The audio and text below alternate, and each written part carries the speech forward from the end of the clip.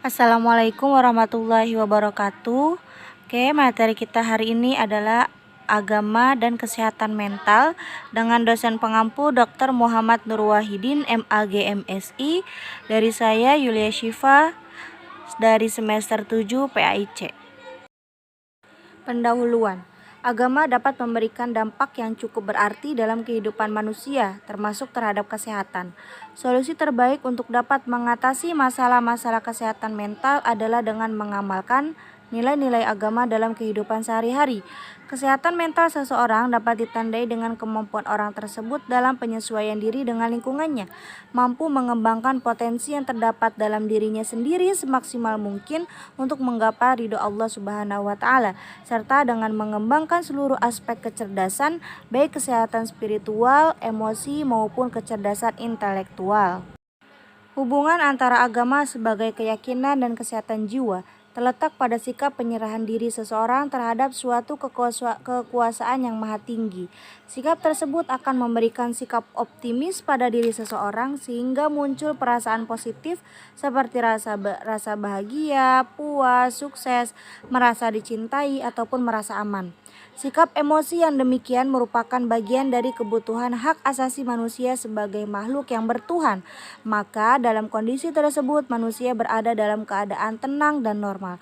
Cukup logis bahwa ajaran agama mewajibkan penganutnya untuk melaksanakan ajarannya secara rutin.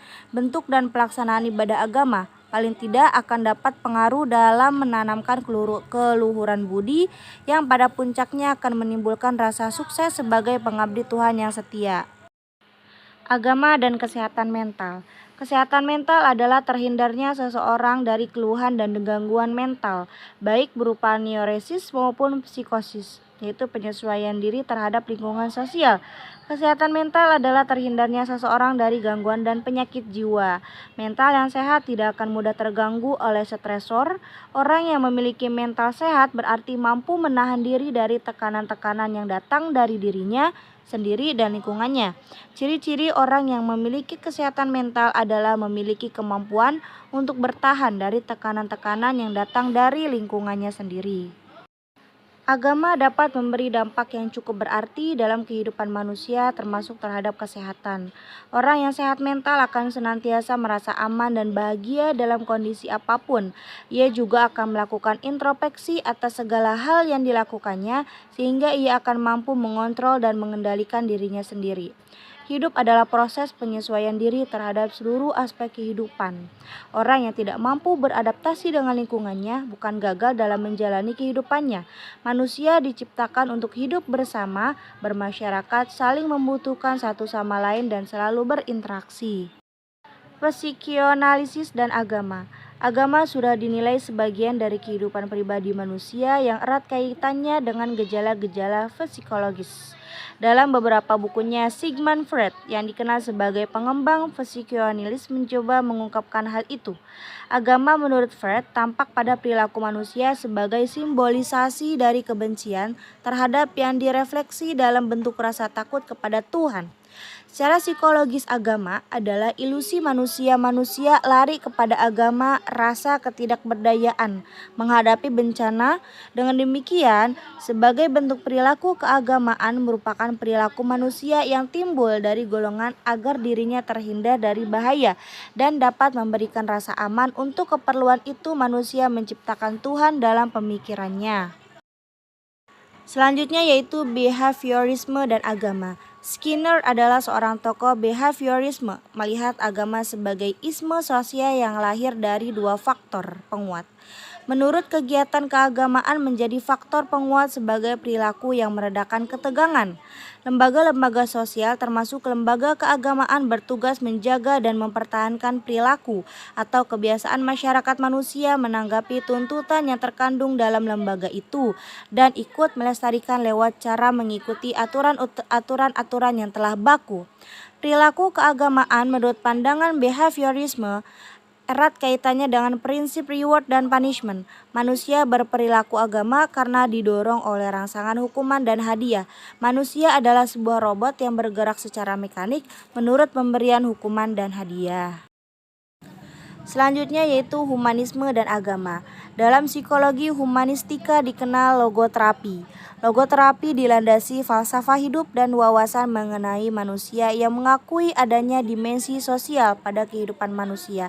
Dengan demikian, logoterapi menitik beratkan pada pemahaman bahwa dambaan utama manusia yang asasi atau motif dasar manusia adalah hasrat untuk hidup bermakna.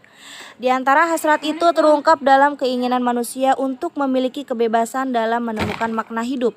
Kebebasan seperti itu dilakukannya antara lain melalui karya-karya yang diciptakannya, hal-hal yang dialami dan dihayati termasuk agama dan cinta kasih, atau dalam sikap atas keadaan dan penderitaan yang tak mungkin dielakkan. Adapun makna hidup adalah hal-hal yang memberikan nilai khusus bagi seseorang yang bila dipenuhi akan menjadikan hidupnya berharga dan akhirnya akan menimbulkan penghayatan bahagia. Dalam logoterapi dikenal dua peringkat makna hidup, yaitu makna hidup pribadi dan makna hidup paripurna. Tuhan merupakan sumber nilai yang maha sempurna dengan agama sebagai perwujudan tuntutannya. Disinilah barangkali letak peranan agama dalam membina kesehatan mental berdasarkan pendekatan logoterapi. Karena bagaimanapun, suatu ketika dalam kondisi yang berada dalam keadaan tanpa daya, manusia akan kehilangan pegangan dan bersikap pasrah. Dalam kondisi yang serupa ini, ajaran agama paling tidak akan membangkitkan makna dalam hidupnya. Makna hidup pribadi menurut logoterapi hanya dapat dan harus ditemukan pada diri sendiri. Selanjutnya yaitu ciri-ciri orang yang memiliki kesehatan mental. Yang pertama, memiliki sikap batin atau attitude yang positif terhadap dirinya sendiri. Yang kedua, aktualisasi diri. Yang ketiga, mampu mengadakan integrasi dengan fungsi-fungsi psikis yang ada. Yang keempat, mampu berotonom terhadap diri sendiri atau mandiri. Yang kelima, memiliki persepsi yang objektif terhadap realitas yang ada. Dan yang terakhir adalah mampu menyelaraskan kondisi lingkungan dengan diri sendiri. Temuan kedokteran tentang hubungan jiwa dan badan. Kesehatan mental adalah ilmu yang meliputi sistem tentang prinsip-prinsip, peraturan-peraturan, serta prosedur-prosedur untuk mempertinggi kesehatan rohani. Orang yang sehat mentalnya ialah orang yang dalam rohani atau dalam hatinya selalu merasa tenang, aman, dan tentram. Permasalahan kesehatan mental menyangkut pengetahuan serta prinsip-prinsip yang terdapat dalam lapangan psikologi, kedokteran, psikiatri, biologi, sosiologi, dan agama.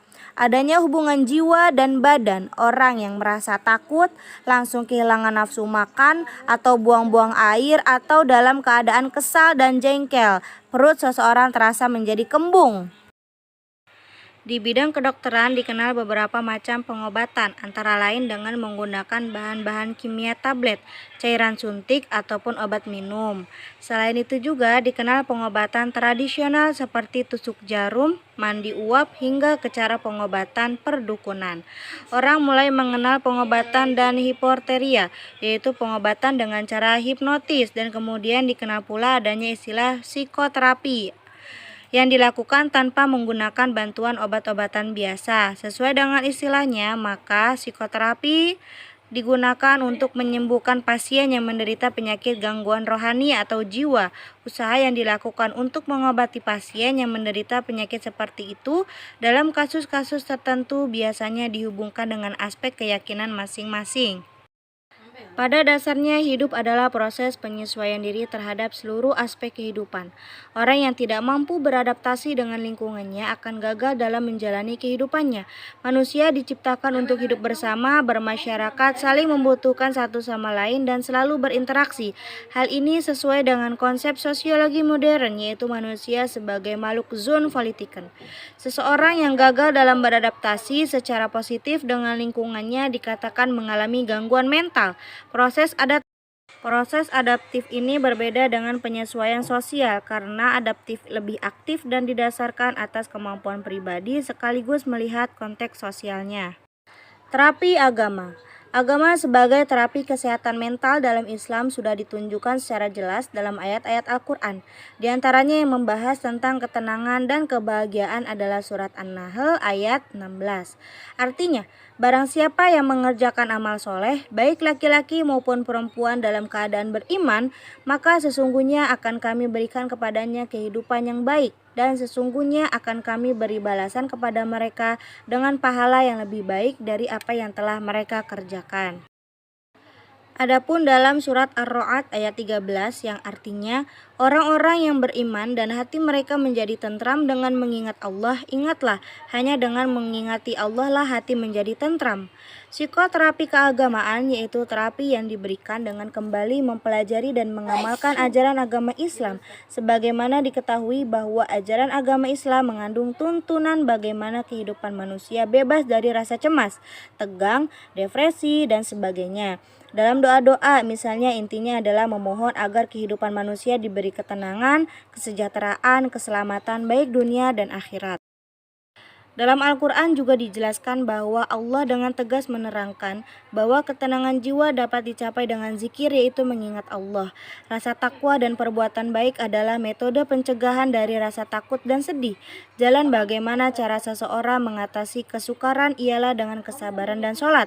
Dan Allah mensifati dirinya bahwa dialah Tuhan yang maha mengetahui dan bijaksana yang dapat memberikan ketenangan jiwa ke dalam hati orang yang beriman.